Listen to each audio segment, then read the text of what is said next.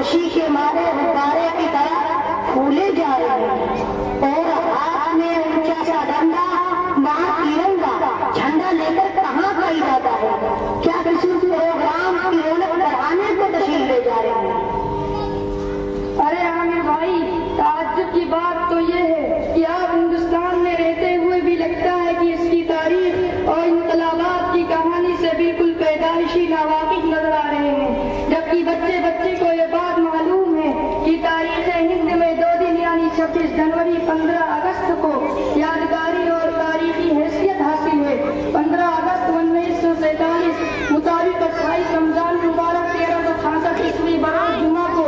اس لیے کہ برسوں کی انگن اور لاتعداد جان کی قربانیوں کے بعد جب تک کے گورے من کے کالے انگریزوں کی آہنی اور خونی پنجوں سے آزادی کی بہار نصیب ہوئی تھی، 26 جنوری 1950 بروز جمعرات کو اپنا ملکی قانون کا نفاذ عمل میں آیا تھا۔ آج کا یہ پروگرام بھی اسی تاریخ یعنی 26 جنوری 1950 کا ایک روشن یادگار ہے جسے منانے ہم جا رہے ہیں۔ آپ بھی اس وقت ہمارے ساتھ تشریف لے چلیں اور وطن کے آبرو کا قربان ہونے والے شہیدوں کی روح کو خراج عقیدت اور سلامی پیش کریں۔ عفان بھائی، میرا موضوع گفتگو ہی الگ ہے، اس کی بنا پر تاریخی معلومات نہیں کے برابر،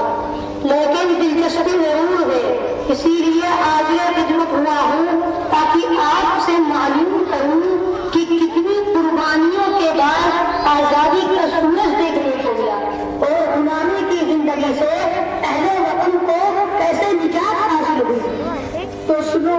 آج ہندوستان کا سالگرہ یعنی 26 جنوری ہے۔ ملک عزیز نے آزادی کی عمر کی 76 بہاریں دیکھ لی ہیں اور یہ سب اسی روشن دن کی یادگار ہے جس دن 150 سالہ قربانی کے بعد انگریزوں کی غلامی سے ہندوستان کو نجات ملی تھی اور محبوب وطن پر آزادی کا سورج چمکا تھا، جو کہ آج بھی اپنے اسلاف اور مجاہدین آزادی کی روایات کو یادگار کے طور پر منایا اور شہیدان وطن کو خراج عقیدت پیش کیا جا رہا ہے۔ عفان بھائی، یہی ایک سوال ایک زمانہ سے ہمیں کینسر کی طرح پریشان کر رہا اور قیمت کی طرح اندر سے چاٹ رہا تھا، چونکہ تاریخ کے ساتھ تھوڑی سی دلچسپی انسیت اور لگاؤ ہے اور پھر ہمارا یہ پیارا ملک جو صدیوں سے غلامی کے عالمی پنجوں میں جکڑا ہوا تھا، ہر ہندوستانی باشندے کا خون انگریزوں کے پانی سے بھی